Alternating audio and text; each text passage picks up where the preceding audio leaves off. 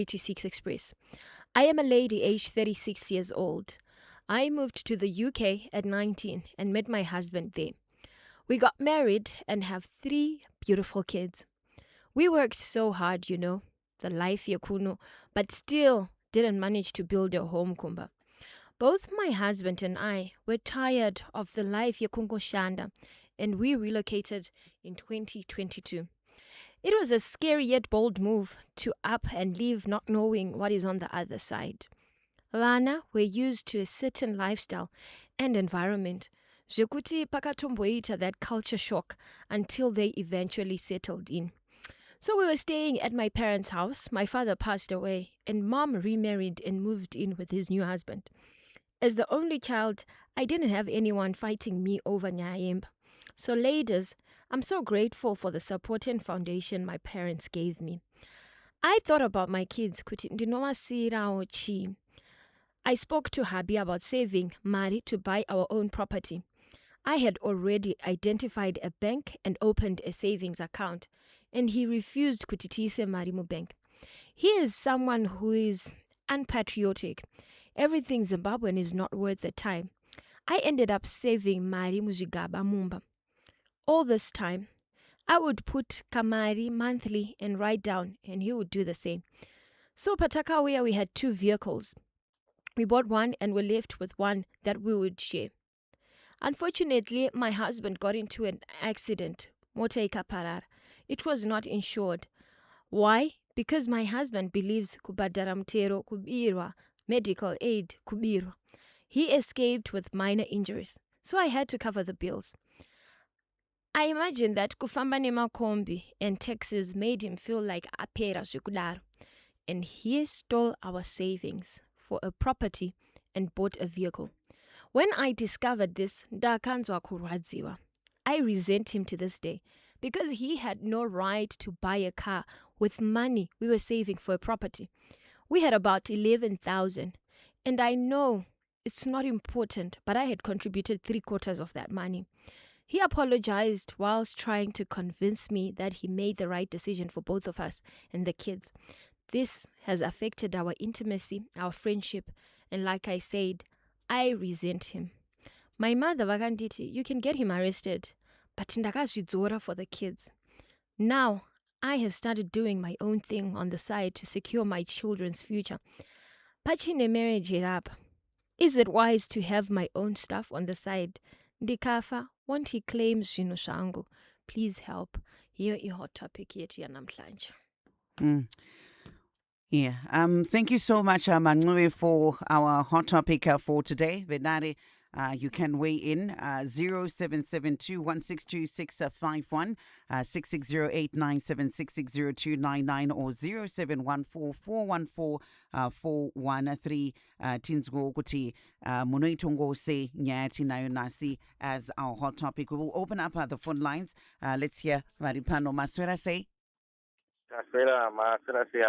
Aiwa, tinotenda mwanangu waswera zvakanaka. Inini ndinotsobida. Tinotenda. Hameno maiono say. Hashtag men should be raised by name. Come on.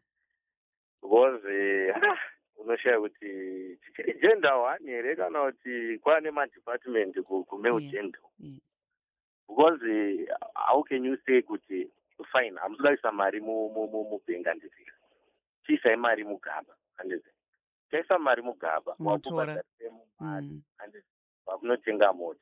Saka sorry mota yacho unayo inobatsirei. Because inini what I feel is kuita chinhu chiri wrong uchiziva. It's not a mistake. Saka zvekuti munhu akaita chinhu chachitemba sorry ka chingakwanisi kujustify zvinhu zvakadaro. So the best thing chandinofunga kuti angakwanise kuita mukadzi uyu ndechekuti kuti iye ave neshuwa kuti marriage ichiripo here kana kuti hapadzisina ndizvo ngaagare pasi nemurume wake so that they can have a talk handizika vonyatsobudirana pachena handiti kuti alright it's fine wakatenga mota handizika since you are sorry handizika ngatitengese mota iyoyoyo handiti topfuurira mberi nekugadzirisa masavings a property yatiri kuti toda kutenga handiti kana murume ari sori zvechokwadi achinyatsonzwisa kuti akabhayiza handedika mota iyoyo ngaitengeswa handiti inogona kusatengeswa with the same amount zvayo 11,000 yatodzika yatodepreciata value because probably yatomboshandiswa ngavatiitengesa handidika iyo oratidza kuti ari apologetic but kana murume akasakwanisa kuita stand up to that idea yekuti iye akwanise kutengesa mota kudosa imwe yemari then something is wrong because in I believe as a man you should live for your family ndoya unofanira kushandira saka kana wakuda mafunds out there kuti vanofungei then there's a problem there. Thank you so much for highlighting that. And indeed, men should be raised by men. Taona kuti paleka leadership kubva kuna baba. Imagine makatambirwa muri kugara mumba mamama maive mukadzi, right? And mudzimai ati alright ngatichishandeiwo tiono chatinokwanisa kusiyira vana vedu. We are saving money, and for the past, I don't know, 3-4 years you've been saving money. Mabata Maria autoshika, I think 11K, like you said, Saki, when you were reading there. Wakutora mari yoyo wakutenga mota. Mamune mota one ya mama sarwa nayo ya mama chishea muri vaviri. You crash that car. And uri munhu akaramba futi you're saying kuti insurance handidi kubirwa mari, medical aid haudi kubirwa mari, and there you are now kufamba netsoka hausi futi. Instead kuti tifocuse on property makuona henyu kuti zvakakukosherai kuti mutenge mudziyo. So I think it's really sad. It's really sad, and I think a lot of women are just going through the most, and I think dzimwe nyaya hatitodzinzwa asi kana dzakuuya so dzamudariro, you can just imagine kuti semudzimai, how would you then feel? You've been saving money for a property and then murume prioritizes a vehicle. It's the worst kind of pain. I can feel her kuti zvinorwadza, and to be honest, I think there's also someone who sent a message right here who said that there's something called financial infidelity. Yes. It can be so bad that you lose any connection that you had with your partner. And sadly, I think because she's the type of person who tried before to do it with the husband, now zvikaramba, and I don't know if it is an option for her to leave her marriage, but if she is then saying I want to stay, she can still do zvinhu zvake paside. I think kana ari kuda kuitira vana vake, because she tried what then at this happens, point. because she also asked, I think tenta kuda kunzwawo from that zvichazosarira kuti abva atofunga kumberi, because after this I'm sure I would also be thinking the same thing kuti if I then die, right, ndaunganidza zvinhu zvangu, and because he's surviving spouse. Yes, that's so true. And hapana achaziva kuti vayanga ari kuunganidza zvinhu zvake vaingonzi mukadzi nemurume, and kazhinji kana mutori muwanano vanhu vanotongofungira kuti baba ndo vari kuunza yakawanda yacho kana kuti ndo vakamisa zvinhu, whereas tikatarisa nyika yatiri kurarama iri kutoda kuti tese tibatirane. And that was what this woman had done, to say iwewo murume wangu ngatichibatsirane tiseve mari tese, and then he prioritizes a vehicle over buying a stand or property, which is sad. Saka ipapo chana kunzwa kuti okay fine, if she then decides to then go ahead and saving and doing things on the side ega mangwana ataura kati ndikanzi ndafa Saki hazvizosheyiwe here. I think he will benefit, right? I think yes, mutemo une paunokuprotecta pazvinhu zvakadaro, in cases where maybe you don't want certain properties to also be a part of the union, or you're just saying they are for the kids. Yeah, the so trust, like the trust yes, route, like the trust route. That's another route that she can take. But also, I think it's also a lesson to women of all ages before we get into relationships. I think we take for granted financial discipline and having these conversations as well. Exactly. And actually knowing kuti munhu anofunga kuti chi when it comes to financial decisions, because ukatoona munhu anokuudza kuti insurance is kutambisa mari, medical aid kutambisa, and then on top of that wozopinda mu I think we have to be serious. We have to be, Star Family. Hi, 263 family. Maswera say. Maskera. Taswera zvakanaka. Meno munoitonga sei? I've got 3 contributions. Thank you. Chekutanga uyu murume uyu pane akambotaura last time kuti kudare revarume hawa haako akodzere kugara padare revarume. one uri comfortable kugara mumba maambuya, then woprioritize mota instead yekuti uprioritize kuti unogara mumba mako. Two, wakunotora mari usina kudiscussa nemukadzi behind the wife's back. Next time ka iyo yaari kusevha akaviga ka achanzwa kuti yatorwa ikanorora mumwe mukadzi. My advice to this lady is kick that man out. Atangise patsva ega iwewe uite zvinhu zvako nevana vako, because he is not worth the man. That's my contribution. Indeed, Dewa pakuwadzana. Dewa, tinotenda maita basi. Thanks, Tim. Yeah. Nevamwe varume, they are weighing in vachitongonya inyaya inorwadza, especially coming from murume watiri kutarisira kuti ndiye anofanira kunge achiriritira mhuri, asi I think arasisa mudzimai wake big time. Vashoma madzimai vanokwanisa kumirana nababa vachiti ngatibatanidzei. Vazhinji vanopeta maoko vototarisa votokubvunza kuti hausi murume ka iwe. Vakapeta maoko ivo vasina chavari kuita, asi anotokwanisa kuti ngatisanganei pakati tiumbe something for our kids. I think it's not even pakata.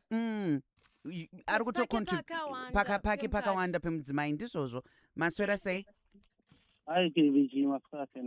Taswera maswerawo. Chekutanga ndinoti mhando yemeni iyi haiko kuva kumhando yemeni dzinenge isusu. Chechipiri isu ana samaita. Chechipiri ndechekuti how are you comfortable kugara kumba kwana tezvara rako udira futi mukadzi wako mari at the same time. But zvazvichidawo kuti tinzwisise side remhando yemeni, nekuti mhando yemeni haina kutaurwa kunzi iri kuita nezveinawo chiri kuita kuti vagenerate mari. Probably pamwe anoshandira kuBorodale achigara kuNorton. Zvinoda mudziyo inogona kunge ichibatsira samwe. Tongoshandisa nekuti tine side one ndizvozvo. Pamwe mota ine zvainovabatsira. Chechipiri ndechekuti mai guru vangu vakasira kuora mwoyo pakutozoona kunge marriage isisipo nekuda kwekungoti patorwa mari ikatenga mota, haina kuenda kumagirlfriends, haina enda kupi.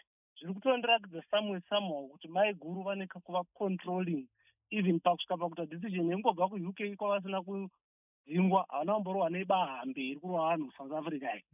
Vakangobva vega vakadecida kuti vakunogara kumba kwemukadzi, mukadzi ari ndakontribhuta 3/4 yangu, dai zvese zvingori self-centered pana mai guru vangu. Asi ndichakubata ipapo, kana variwo vari kutungamira tichinyatsoonawo zveshuwa kuti pane paunotaunga kuda kuneta because zveshuwa mudzimai mumba umu handingavashore mumba mavari kugara, nekuti I think ibeneficiarywo yemba yakashandwa nevabereki. Kana azotorawo nemurume tinongoti pamwe sevanhu vabva mhiri zvinhu hazvisati zvaastable, ngavafanogarawo havo vachienjoya inheritance handiti. Asi kuzoti manje tasevha tese wongoita decision yekunotenga mudziyo usina kusumawo umwe wako. Ipapo mukanzwa zvandataura mafizika ndinenge ndati kushandisa inonzi a carrot and a stick. Kamborova tonyemura. Ndizvozvo muchiruma mofuridzira. Mhando yemeni taikondema. Ndinotenda. Muvhi yemhando yemeni yakaipa kwazvo. Ndinotenda. Asi taakuda kubatsira atinyorera. Ndizvozvo. Anyora uyu aneka kuva nechallenge kainako, kunyange tikasadai iri kunyatsa kubuda pachena, but aneka kuva controlling. Because ati handichaone shamwari yangu, handichaone aratidza kuti murume wake yange itori shamwari yake before paita nyaya 11,000. That's true. Handifungi kuti kevichi kune vanhu vari kubatwa vari mumabedroom evamwe vachiregererwa. Kune vamwe, ini ndine hama chaiyo yakaba mota yemukadzi ikanotsvairi kugirlfriend. Vari vese nanhai. Ndinayo hama yakadaro yakaregererwa vari vese, but mhando yemeni haiko. Asi mai guru vanofanira kutarisawo kakuita kavo nei vada kangu kakutonga pamwe ndichihera mozvavabvunza kuri baba. Tinotenda. Level of tolerance ndo inozongotisiyanisa. Variko vanogarira izvozvo, vavaona vari mumachira neumwe mudzimai, ndimasiziva vaona mancume vari mumachira nasamaita votoregerera.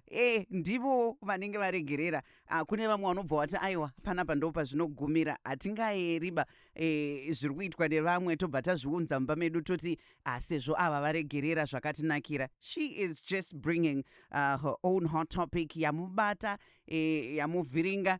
Mhando yemen ndo yatiri kuchema nayo. Ndinoramba ndichitaura paipai ndichiti men should lead. Mukati tungamira imi muchaona kuti nesuwo tinotera negwara rakanaka. Muchangoona pamunongotadza kutungamira mudzimai achida kuti atungamire, tinopedzisira taane mahot topic nekuti mudzimai tamuisa pasiri pake, pekutungamira hapasi pake. Hani munoona? Saka mukaramba makamaintaina position yenyu muchititungamira imimi, isusu tichiteera kumashure, muchaona kuti isusu nevana, madzimai nevana, ticharamba tichifamba negwara rakanaka nekuti tinenge tine mutungamiriri akanaka, mutungamiriri ari panzvimbo yake yakakodzerana naye. The moment I'm making decisions in a family, right, ine murume, muchaona kuti pachaita mahot topic akawanda nekuti you feel challenged one semurume. Inini pane pandichatopotsa nekuti leadership role yangu pane painofanira kugumira semubatsiri, ndichiteera ari pamusoro pangu anova murume wangu. Izvi zvandirwadza, zvandinyadzisa, asi ndiyo mhando yemeni yatinayo. Anoita sei mudzimai uyu zvazvadai? Are we saying kuti ashingirire nemarriage yake, ataure nemurume wake? Akaramba kuti mota itengeswe, zviri kurevei? Abvunza zvakare kuti ndoita sei nenhau yekuti ndiri kuda kuramba ndichisevha mari. Should I do that on the side ndiri mumarriage? Zvingaita here? Ndo mabvunziro ari kuita kuti ndinge ndichisevha ndichivaka on the side murume wangu asingazive, nekuti murume ari kumuda. Asi mhando yemeni yatataura iya inoleka leadership ndo yaasiri kuda. So zvinofambiswa sei ipapo? Tibatsirei vedare. Murume uri kumuda, asi uri kutoona kuti leadership quality yacho havana baba, financial discipline havana. Saki I wouldn't be surprised kuti ku-UK kutadza kuti vatenge imba ndiye murume. Mhando yemeni, mhando yemeni iyi ndo, because une mhando yemeni, yes. I don't think that you'll be able to build something that lasts. Star FM, hello, rigatinzwi ava vari kuti maswera sei? Apo maswera sei? Tinotenda maita basa mafona. Muri kuionawo sei? Achibatsirika sei mudzimai atinyorera? Inini hangu ndoda kutanga ndatsiura vabva mukutaura. Munoziva kana tiri murume nemukadzi. Yes. Tinoita zvinhu zvedu tichiti tiri nyama imwe chete. Kana tichiita zvinhu tiri nyama imwe chete, kutenga mota akwasiyana nekuenda kunotenga nyama kumashops. Kutenga mota kunyange iri mari yako iwe murume pasina kana sende remukadzi, unotogara pasi.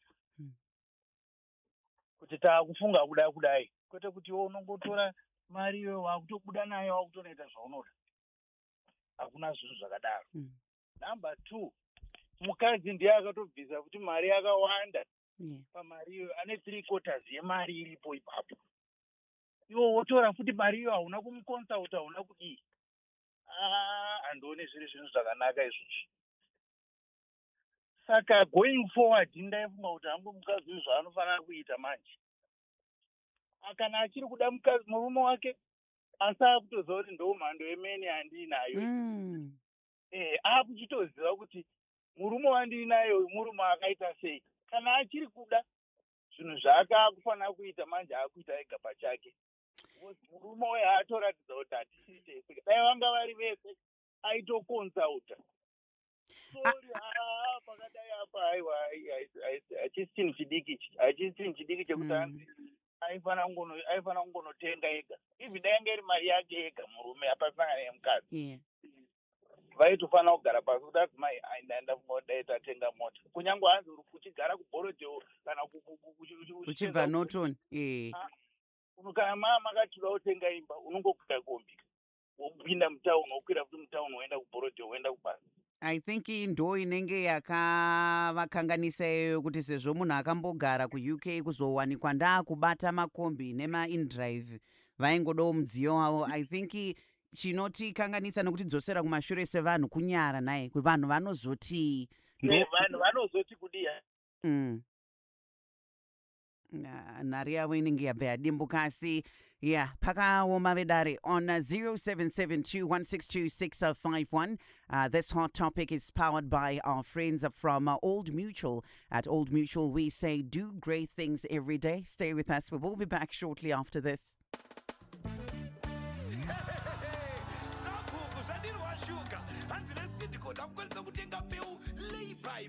Mbichana pore pore kusvika mari yako yakwana wobva ungokolekta mbeu yako kahwani zvanakisa kutenga mbeu nesidgo pore pore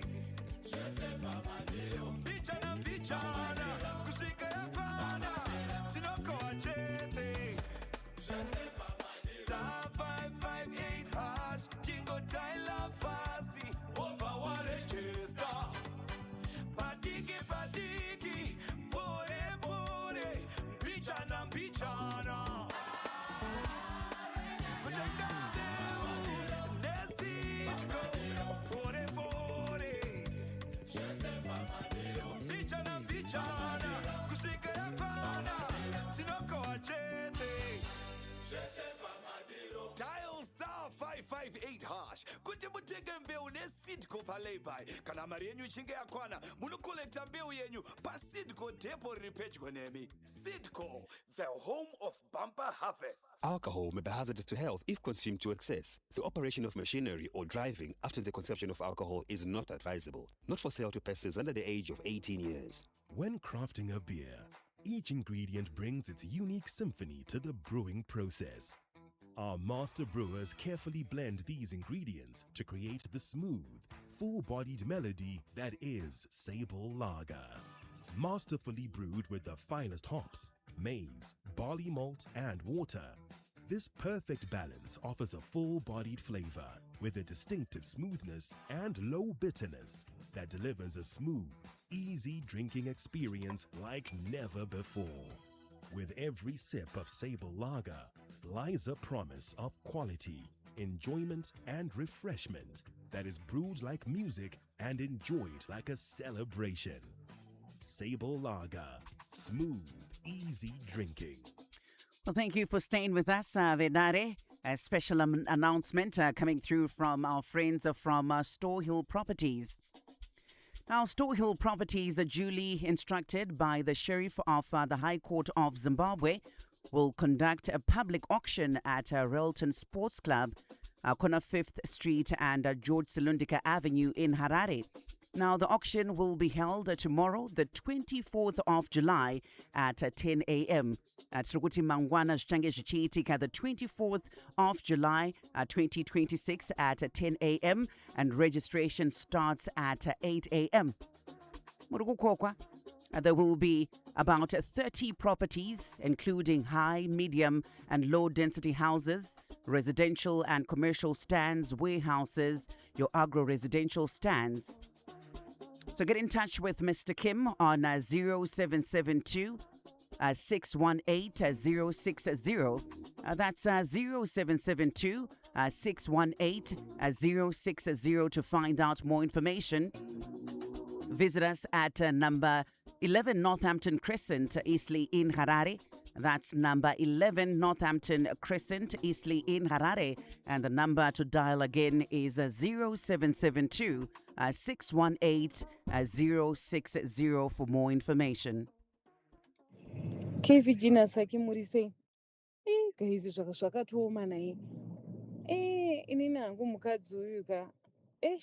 To be honest, handitombofunga kuti marriage yacho yange itomboripo to begin with, because you know what, pane zvimwe zvinhu mavalues ekuti inini newe ka tinofanira kunge pfungwa dzedu dzichifambidzana.